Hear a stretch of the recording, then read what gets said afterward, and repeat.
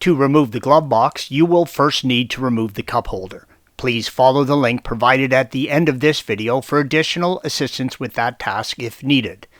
With the cup holder removed, you will need to remove the two trim panels on the center console indicated by the red and blue arrows.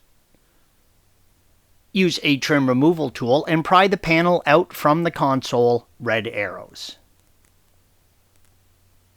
With all the clips released, slide the trim panel back towards the rear of the vehicle and out, red arrow. Use a T25 Torx and remove the single screw on the lower panel, indicated by the red arrow. Slide the panel off the lower mount, red arrow, and down. Separate the wiring connection for the power port, blue arrow.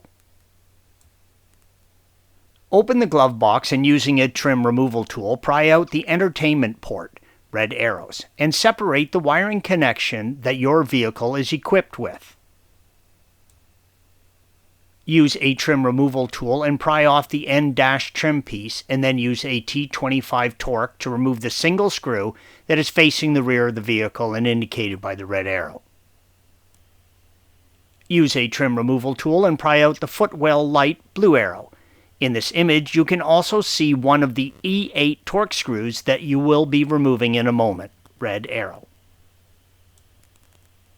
Lower the light and squeeze in the tab and separate the wiring connection, red arrow. Use an E8 Torx and remove the two lower screws under the dash indicated by the red arrows. Use a T25 Torx and remove the single screw from behind the dash trim piece under the vent.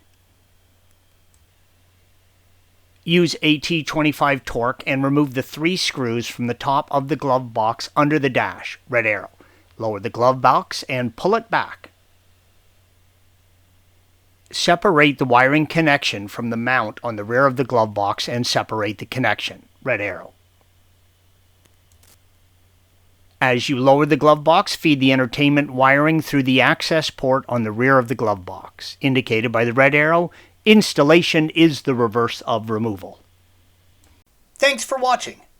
Be sure to subscribe to our channel and check out another video in this series.